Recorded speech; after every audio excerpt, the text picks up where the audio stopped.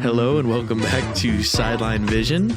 I'm your host, Nick Rampe, joined as always by my co-hosts, Wellemeyer and Reece Leddy. And we have a very special guest, Sam Dicus, new to the Vision, the wonderkind of the office at the moment. Very happy with the work he's been putting out. Sam, I'll start with you. How you feeling today? Feeling great. Thank you guys so much for having me on. Been really excited about this all day long. Yeah, and we've been excited to have you. Always fun to get more people in here. Tired of hearing just Ty talk all the time, you know? I'm sorry, I just ramble so much. More of that. That's me. Ty, I feel bad. I made a bad joke about you. How you feeling? My day was going so well before that joke, and now it's just ruined. I apologize. You know, they call me the ruiner of days. That's kind of my role. Reece, we'll finish off with you. He's wearing a Patriots Mac Jones jersey, which I feel like is just important to mention. You got to know the kind of person we're dealing with. Reece is wearing a Mac Jones Patriots jersey. Other than that, how you doing? I'm feeling great. You know, I think the Mac Jones jersey just adds to the level of, I have a lot of hope for things, and this is going to be a good day. Reece, this very well could be your Mac Jones performance where you throw the ball 3 times, complete 2 of them, and win anyway. So yeah, that's the kind of teamwork we're looking for on this podcast. We are starting with you, Reece. Instant replay, looking back at what's happened this past week of Belmont sports. Starting it off with Reece and women's soccer. How they been doing? I can't lie, not great. No wins since Wednesday. They've been 0-1-1. Sydney Jones had a career high saves against Sanford, but other than that game against Sanford wasn't very good. They had 3 shots while Sanford had 14, and it was a tie game, so that was the one they didn't lose. But then they went to Chattanooga on that same week, Sunday, where Chattanooga won 44-2, and Chattanooga got 24 shots to Belmont's 4. I don't like those numbers at all. I know Chattanooga is, a better program than Belmont, but that's just a little much. 10 saves from Sydney Jones, very impressive from the defensive side of the ball, but in terms of offense, just haven't been putting up the numbers that they need. They haven't been having the attack that they need as an offense. That defense is going to get tired quickly in those matches if the offense isn't giving them time to breathe, and if they're doing the job most of the time, the game, you're just not going to put up the results that you want to put up. Yeah, and I feel like sound like a broken record at this point. We've been talking about this every single time, especially with the women's soccer team, is that the defense has been great. They just can't capitalize on the other end, and it's been costing them. I mean, could you even say that the defense has been great? Sanford had 14 shots. Chattanooga had 24. That's a fair point. That is a fair point. Gap in the defense that we've not seen recently, but now we have. Yeah, and they weren't winning a ton even when the defense was clicking. If the defense is starting to fall apart, it could come off the rails for women's soccer. Sydney Jones can only do so much in the goal. Absolutely. Well, swinging it over to men's soccer, I'm going to take it because I was at the game. The only game they played this week, Sunday, tied Presbyterian, and when I tell you they gave up a last-second goal, I'm being dead serious, could not have come later in the game. I did not think the goal was going to count watching it live because I thought it was too late. I saw it go in, I look up at the scoreboard, I see 3 zeros. I'm thinking, okay, that doesn't count, that was too late. Nope, counted. Very, very, very last-second goal from Presbyterian. It's an unfortunate tie. It's also a tie. It's kind of an odd situation to be put in where you play well enough to win for basically the entire game. You give up 1 play, and then it's still not the end of the world because it's a tie. Team's still undefeated, 3-0-3, but it's 3 straight 1-1 ties now. They started off 3-0, now 3-0-3. Not heading in the right direction, but they're also not fully in reverse. So it's kind of an interesting spot. Lucas Wolders scored his first career goal, transferred to Belmont, didn't play much where he was previously. Got in there. I got to talk to him after the game. Super nice guy.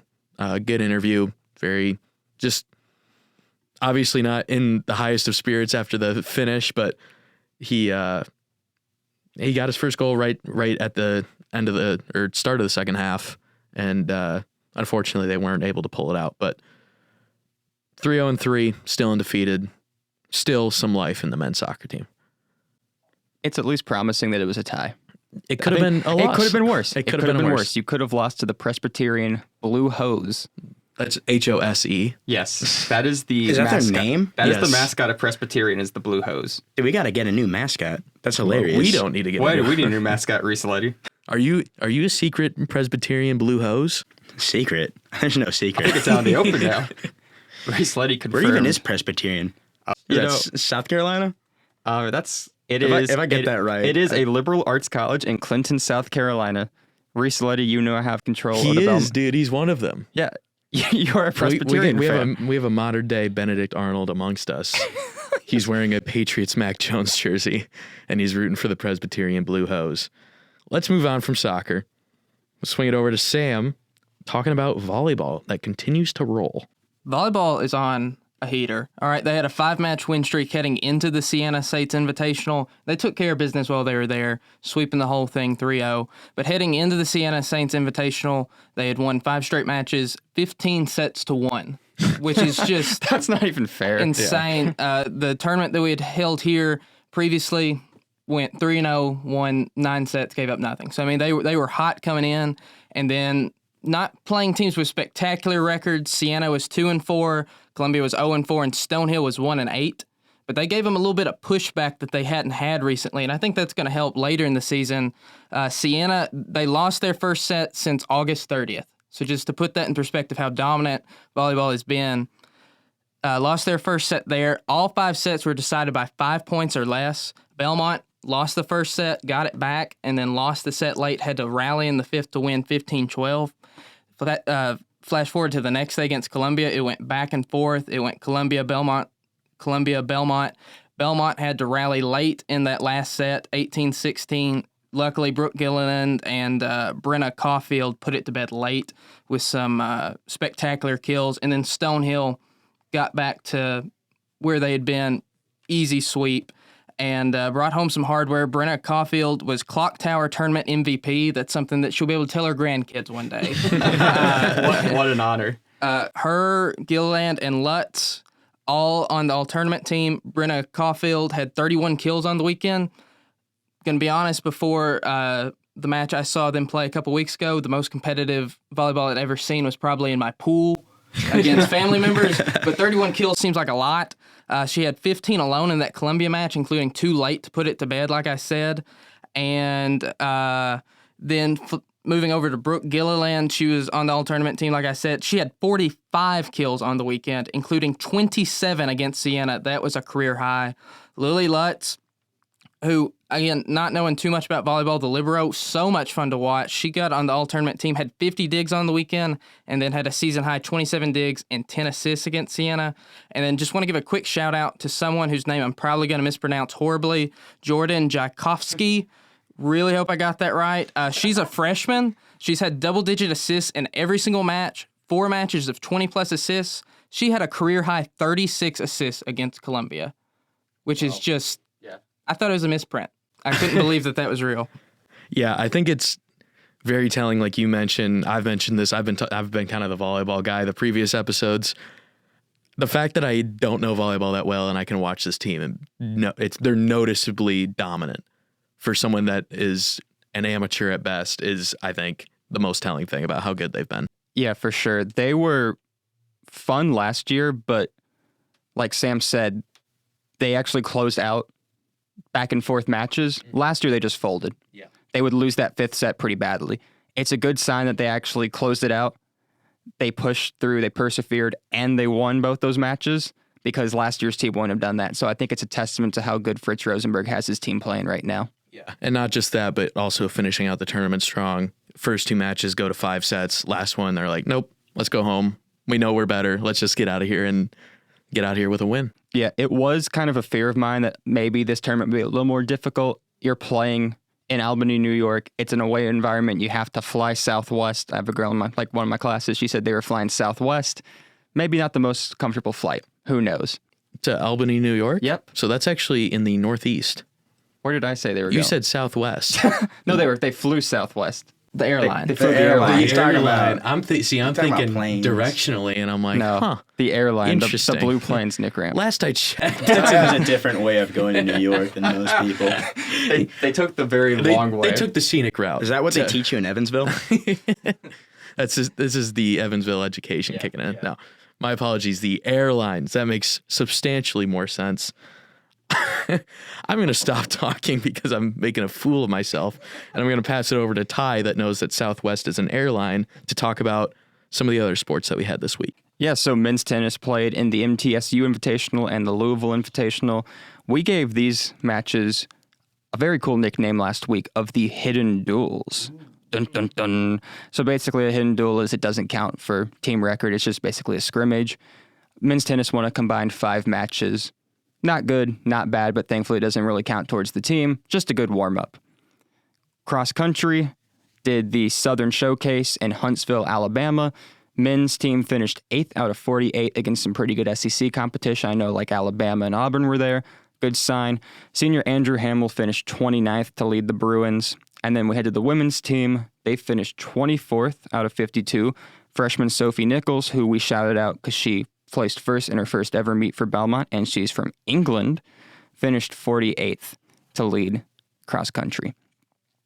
We then head to men's golf. Men's golf competed in the Grover Page Classic in Memphis, Tennessee. They finished tied for 9th. Senior Connor Brown tied for 20th place. He led the Bruins there. And then women's golf headed to the Velvet in Paducah, Kentucky. Paducah, our favorite city in the entire world. We had a bad Wendy's. No, it was a Freddy's. A bad Freddy's experience there. They finished tied for 6th. Sophomore Sloan Biddle finished as a runner-up. She lost in a play-in playoff. Sam is looking at us like we're insane, Which you had a bad Freddy's experience? I didn't know that His burger was cold. I got my order twice. It was It was a late night. We were in the fan bus going to cover the Missouri Valley Conference basketball tournament. We may have illegally jaywalked across very illegal. It was like a highway. across a highway. It It wasn't too busy, but the Freddy's in Paducah, Kentucky. I just got to say, for my first Freddy experience, I was less than impressed. Give it another shot. I might give it another shot. There's one in East Tennessee. It's spectacular. Okay, we'll head there. It might just be the Paducah location that's slacking, but that's all for this past week. Looking ahead, we're going to keep it with Ty covering the same sports he just talked about. Yeah, women's tennis this weekend, Friday, Saturday, Sunday, plays in the Belmont Lipscomb Invitational. There is barely any information out there as to who they're playing or who's a part of it, but we can only assume that Lipscomb is also a part of this invitational because they're in the name. You would think. You could only hope. There's not a lot of info on it, but Coach Ellie Berger's, it's her second year as the coach, and her brother, Nick, is Jake Berger. The Major League Baseball player. Baseball player, Jake Berger. No kidding. Have you seen the thing? The Rangers were playing the Astros the other day, and I think his name's Bryson King was pitching to Jake Berger. So it was Burger King. Burger King? Yeah. It's awesome. Man, that's dope. I'm hungry now. If we get an interview with her, we need to ask her about her thoughts on Burger King. Let's do it. Let's do it. And then men's golf is at the Yestingmeyer Invitational in Muncie, Indiana, home of Ball State, Saturday and Sunday. Again, there is no information as to who is a part of this invitational, but we can only hope that men's golf looks strong. Yeah, unfortunately, a lot of these smaller sports don't get quite as much coverage, which we're not we're contributing to that problem by not covering it as much. But we can only go with the information we have. What we're telling you is they're gonna play.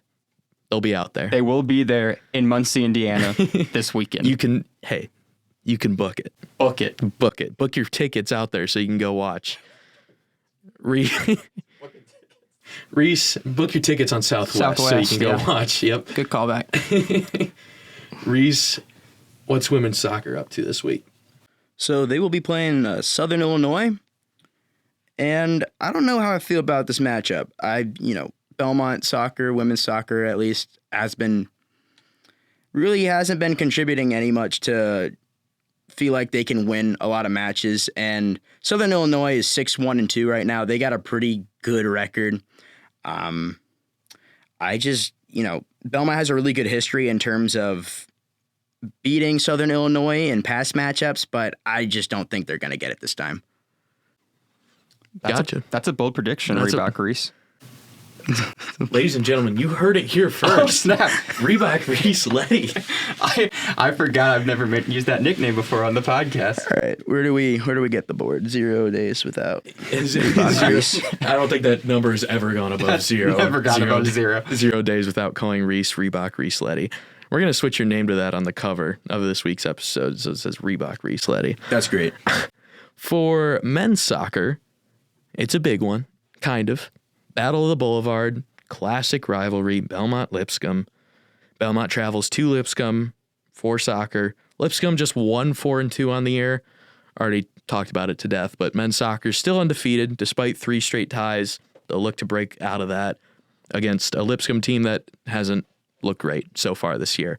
And we have another Battle of the Boulevard at Lipscomb in another sport. Sam, why don't you tell us about volleyball? Gonna be honest, Nick, this is a complete toss-up to me. I have no idea which way this is gonna go, but I think it's gonna be some really good volleyball. Of course, Lipscomb coming in 3-5. You hear that and you're like, oh, this will be a cakewalk. The record doesn't tell the full story. Their first game of the year was against number 1 ranked Nebraska. Then they played 7 ranked Kentucky, lost to Vanderbilt, and lost to a Pepperdine squad that swept 3-0 19 ranked UCLA. So they've got a lot of quality opponents. Taking it back a step, looking against common opponents, Lipscomb is 2-1 with 7 sets won and 4 sets lost. Belmont is also 2-1 with 7 sets won and 4 sets lost. They have 3 common opponents, and they did the exact same thing against all of them. Going to be a pretty even match. Looking at it in a more historical contest, Lipscomb has won 12 matchups in a row and 19 of the last 20. Fritz Rosenberg is looking to become the first Bruins coach to beat the Bison since Dean Wade did it in 2011. Wow. That is 2 head coaches in a row that have never beat Lipscomb in volleyball. I mean, that is Ohio State and Michigan numbers. I think we play spoiler at their place. I mean, it's about 51-49. It's a toss-up. Yeah, it should be a really good one. Obviously, a lot of history, and obviously Belmont looking to get on the right side of history for the first time in a while. Absolutely, and a good litmus test for that will be Lipscomb's game against UC Irvine tomorrow. I don't know how that's going to go. They are playing Thursday. UC Irvine, our opponent on Saturday. They're 4-5 on the year, but they have gotten cold at the wrong time. They've lost 4 of their last 5. In terms of height, UC Irvine has 8 girls listed 6 foot or higher, 2 of them being 6'2" and 1 6'3". The Bruins have 8 girls listed 6 foot or higher. So, I mean, it's going to be a matchup at the Giants. Yeah, I mean, I just got to mention this. Sam has out-researched us on this one episode that we've done this entire time. We're totally getting fired after this episode. We're never coming back. Join Sideline Vision next week with just Sam Dicus, your host. Yeah, volleyball hopefully continues to roll. Very exciting team. Big matchups this weekend. Should be good. Moving on to our national sports section.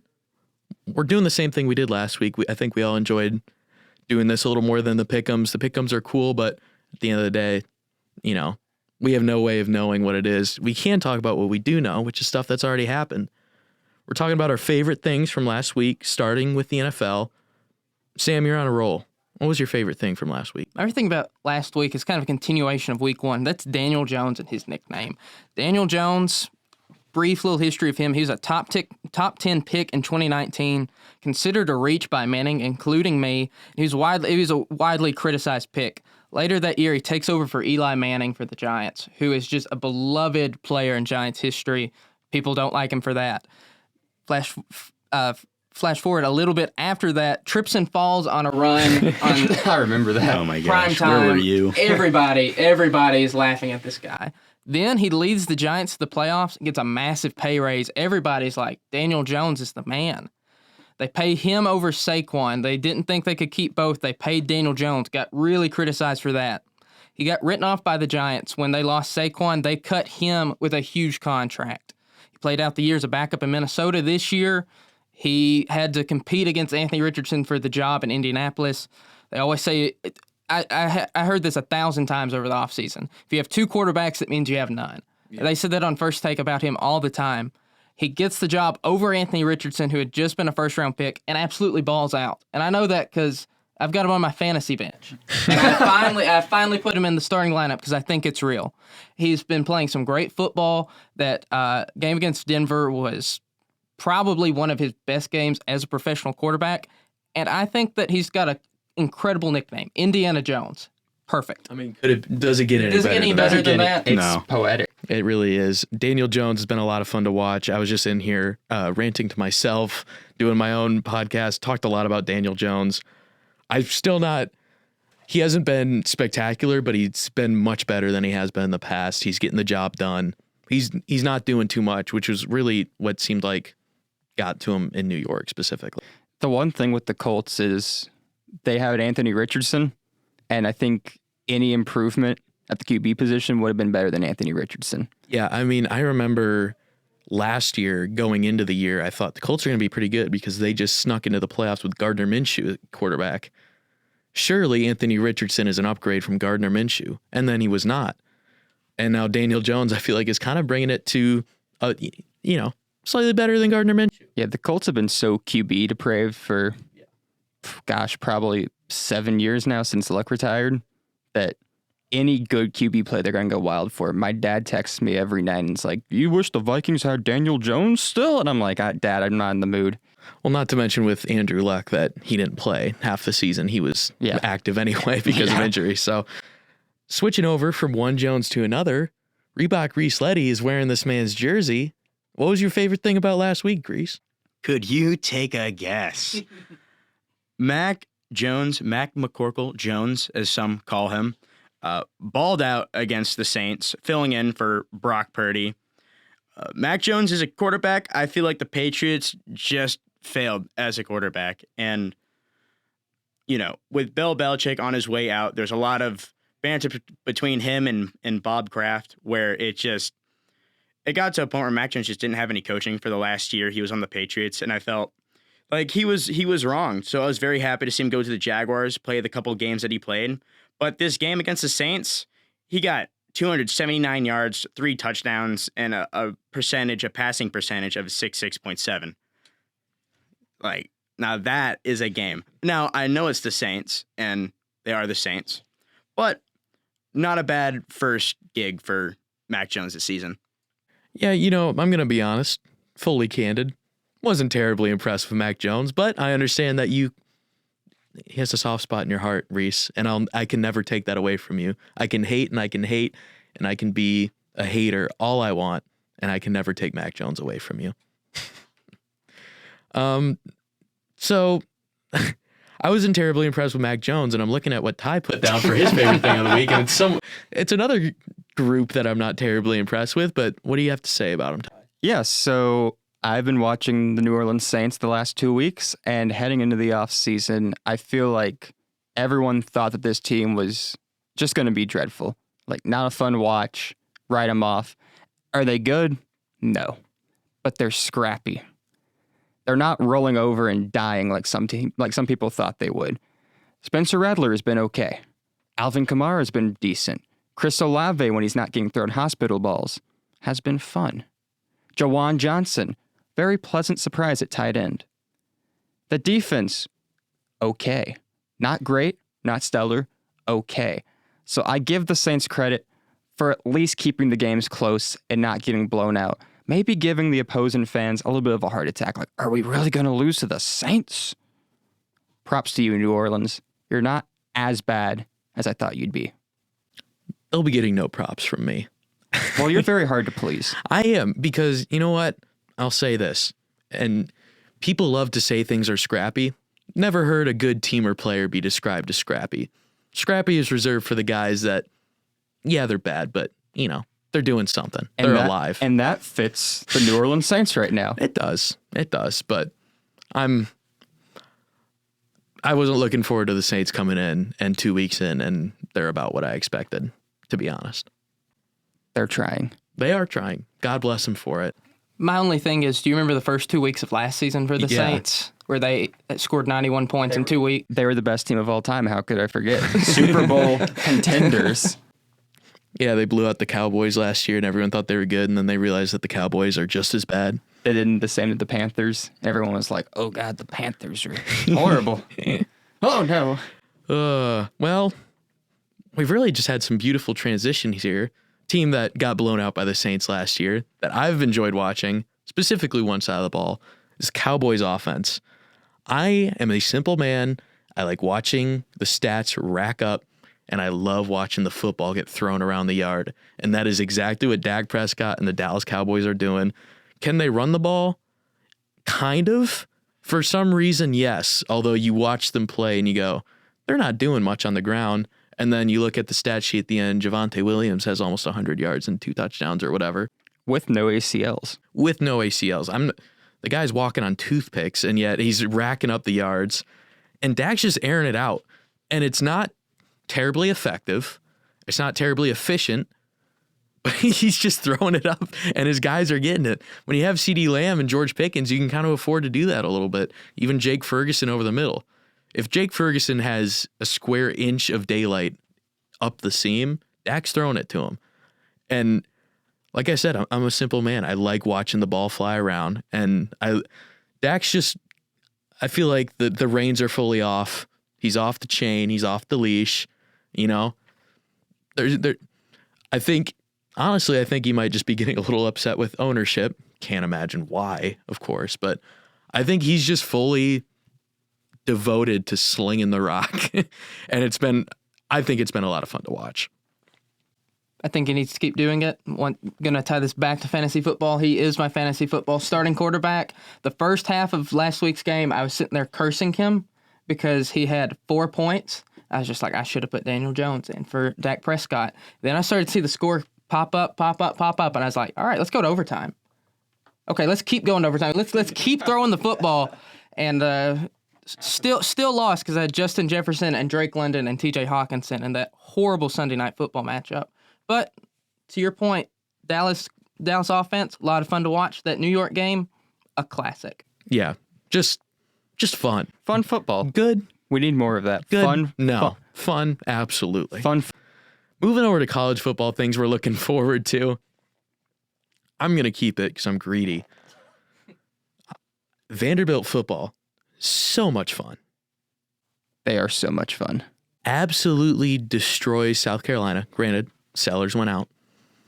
I don't really care. I think they were winning regardless. You know what I've been thinking about a lot is I think trash talk is having a moment. It is. It's coming back. Not to be Ryan Russillo, but I feel like trash talk's having its moment. Tommy Castellanos just saying all sorts of crazy stuff, working for him. Diego Pavia, the guy allegedly wanted a 7th year. Now, he said that was cap. He said that wasn't true. Let's be real. If you were the college athlete, would you not want a 7th year?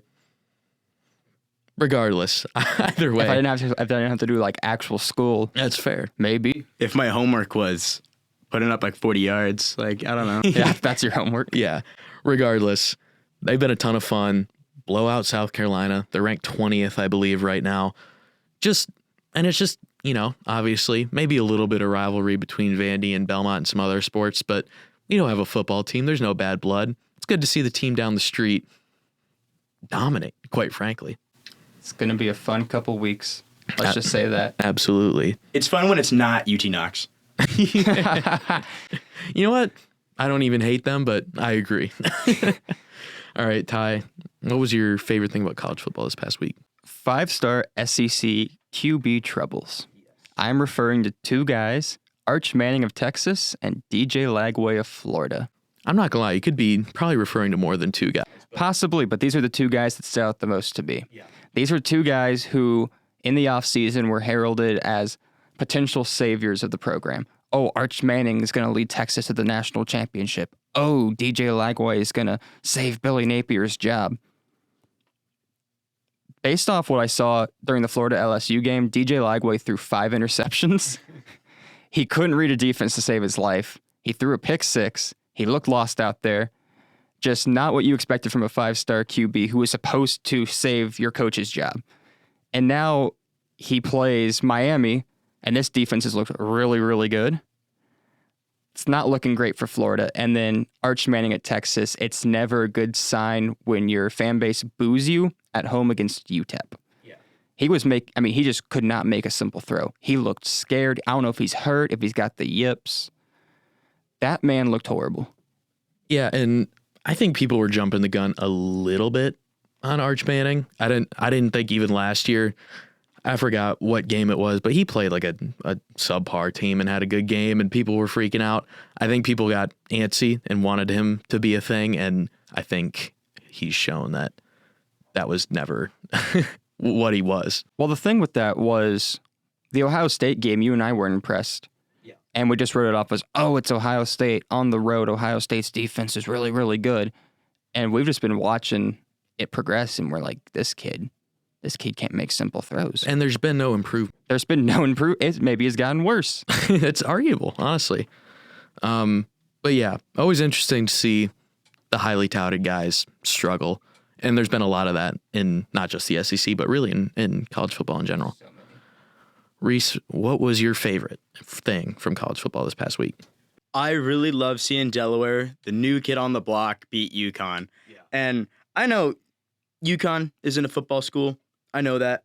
But this game was just super entertaining. It was back and forth the whole game. There wasn't a team that you felt like had it in their hands. And it was till the last second of the fourth quarter where their kicker, Nate Reed, kicked a 43-yard field goal to tie the game up to send it to overtime. In college football, 43 yards is not a given for... Especially in college. Yeah, exactly. And Shout out UT. That kid looked terrified. I felt so bad for him. Yeah. But, such a super entertaining game, and it's just awesome for like Delaware. Like they're the new FBS team, and they're a fun team to watch. Like I really love watching them so far this season. I'm really looking forward to how their season goes. Yeah, it should be fun. Sam, when I saw this on the document, I got so excited. I think I texted Ty and said, this guy's going to fit in when I saw what your favorite thing is. Now, I don't even know if you know this. Ty's a fan of this team. I am. So Perfect. thanks, boss. I hate this team. I saw you write Notre this Dame. down, I said, you know what, I'm just going to let you take it because I'm very excited to hear what you have to say. I despise Notre Dame. I think they're very elitist. They occupy the same breath as Ohio State. Very? To me, I do not like Ohio State or Can I shake Notre your Dame. hand? Yeah, this is going to be a good This is my partnership. guy I right can here. tell. As soon as I said that, like the eyes got big. Yeah, no, Perfect. Nick got so excited. Notre Dame losing these two games to start. I understand they played quality opponents. Sinks their chances at the CFP because they don't play in a conference. I don't understand why they don't play in a conference, and I hate it. And I'm glad that this is going to come back to bite them because they can't get in on a conference championship. Like Clemson last year, everybody can admit Clemson was not one of the 12 best teams in the country. Definitely not this year. Definitely not last year. But because of semantics, they get in. So I was glad to see Notre Dame lose. Other than that, I was just glad to watch that game. It was a really tremendous good game. It was a great game. And the story about the A&M blocking tight end getting the touchdown is incredible. He played, I forget where, it was some Big Ten school, so irrelevant. They said that he's a blocking tight end. He has one career touchdown reception heading in that game. He doubled it last night. He got his second career one on a 4th and 11 play. Got to have it. Got to get in the end zone. Goal to go situation. I thought the guy was... I had no idea what he was looking at. And then nobody had the tight end. It was a great way to end that game. Yeah, really, really fun watch for me, at least. I watched it with Ty. He wasn't having as fun of a time as I was, but I enjoyed it. That's everything we have on the docket. Does anyone have anything else before we head out? No, sir. Getting some head shakes and one no, sir. So we'll call it there. Thank you for tuning in to the Sideline Vision once again. We will hopefully have you back next week, next Thursday, catching you up on all things Belmont sports and more.